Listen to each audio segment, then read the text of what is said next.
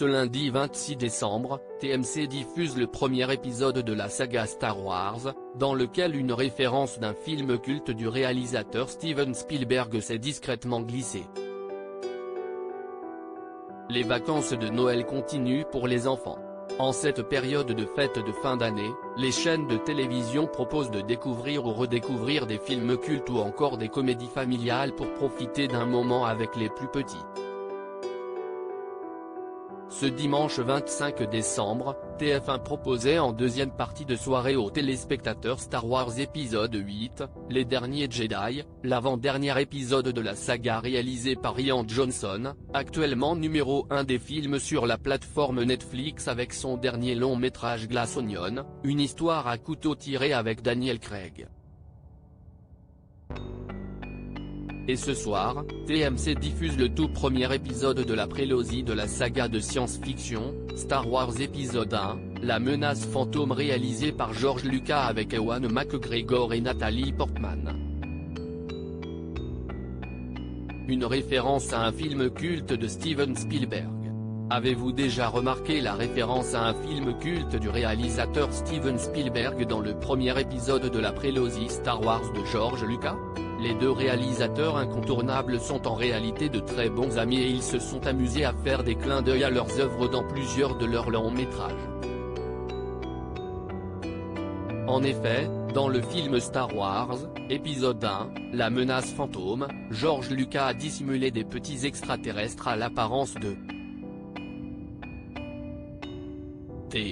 parmi les différents peuples de la galaxie présents lors des assemblées sénatoriales de Coruscant. Pendant quelques secondes, il est possible d'apercevoir une délégation comprenant plusieurs personnages de la même espèce que la créature culte du film de Steven Spielberg. George Lucas a-t-il finalement donné des indices sur la véritable origine de l'extraterrestre le plus connu du 7e art ? Il semble simplement avoir voulu rendre l'appareil à son cher ami qui lui a fait le même honneur quelques années auparavant. Et des références à Star Wars dans eux. Si George Lucas rend hommage à eux. Dans le premier épisode de la prélogie en 1999, c'est probablement parce que son ami Steven Spielberg a fait plusieurs clins d'œil au premier film de la saga Star Wars dans le film L'extraterrestre en 1982. En effet, c'est le réalisateur des Dents de la Mer qui a commencé en mettant plusieurs références à l'univers des Jedi dans le décor de son film, et plus particulièrement dans la chambre du petit Elliot.